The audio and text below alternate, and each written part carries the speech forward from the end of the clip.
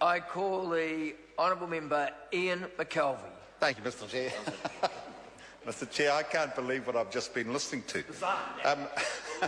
Clearly, the member couldn't support the bill because he hadn't read it. I find it extraordinary, and the members of Rangatahi and my electorate will find it extraordinary to think that they could be called up as gang members. I just don't believe what I've been hearing. Anyway, aside from that, Mr. Chair, I want to make a couple of other points because there's been some interesting stuff talked about in the last few minutes. During the course of the Select Committee process, both Labour and the Greens talked a lot about what wasn't in this bill. They didn't bring up one single thing that could have been added to it or add one piece of value to it in the course of that discussion. So really they suffer from what I would term the Doolittle syndrome. They get up here and criticise the bill because it doesn't deal with what they perceive to be a gang problem. But, Mr. Chair, it certainly deals with a portion of the gang problem, and it deals with the intimidation part where in public buildings and public places those gang members can intimidate people who are ordinarily serving them along with other members of the public. I think it does a great job in that area. So that's the first thing I want to question. The second thing is that Louisa Wall talked about the eradication of gangs. Mr. Chair, this bill was never designed to eradicate gangs. This bill was designed to deal with gang patches. This government, of course, is dealing with a number of other issues that will help in the eradication of gangs. The record this government has around crime is a significant deterrent to people who want to join gangs. In other words, the less crime we have in this country, the less likely we are to have people encouraged to join gangs.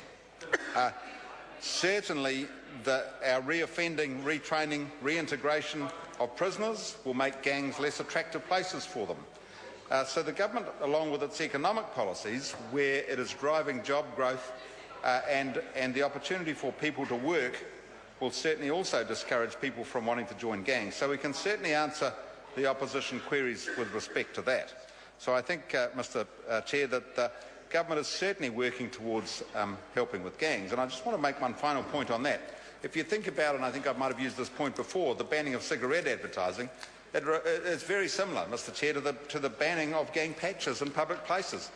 Really, that is their gang's mode of advertising, I guess, for want of a better word. So, Mr. Chair, the promoter of this bill, Mark Mitchell, who received it through attrition from the Honourable Todd McClay, made reference to the committee's visit to the Christchurch prisons a few weeks ago.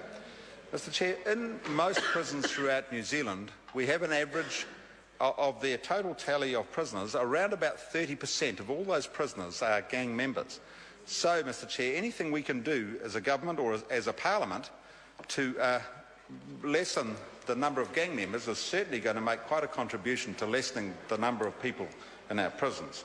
But see, I think there's some very good initiatives in this bill. I think it will help to achieve the purpose it's set out to achieve, which is to lessen the intimidation of people serving in our public areas.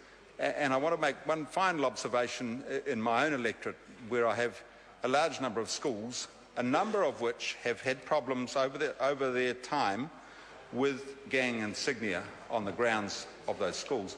In many instances, in fact I think in all instances, the principals of those schools have asked the gangs to remove themselves from the schools. They've done it. But that doesn't mean, Mr. Chair, we don't need legislation like this, because whilst my schools might have the cooperation of the gang members concerned, there's many schools in New Zealand that don't. So I think, Mr. Chair, this is a very good piece of legislation, and that's my lot on this part of it. Mr. Chair. I call the honourable member Jacinda Ardern.